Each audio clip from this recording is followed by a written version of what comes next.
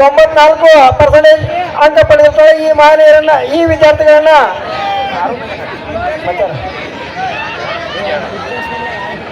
ಅದೇ ರೀತಿ NNMS ಪರೀಕ್ಷೆಯಲ್ಲಿ ಇನ್ನೂ ಇಬ್ಬರು ವಿದ್ಯಾರ್ಥಿಗಳು ತೇರ್ಗಡೆಯಾಗಿದ್ದಾರೆ. ಅವರನ್ನು ಕೂಡ ಈಗ ವೇದಿಕೆ ಕಟ್ತಾ ಇದ್ದೀವಿ.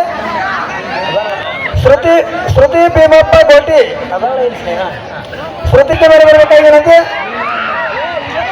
ಶ್ರುತಿ ಭೀಮಪ್ಪ ಗೋಟಿ ಹಾಗೂ ಆಕಾಶ್ ಮಹಂತೇಶ್ ಕಾಸನ್ನವರ್ ಇವರು ಕೂಡ ಹರಗನ್ನವರ್.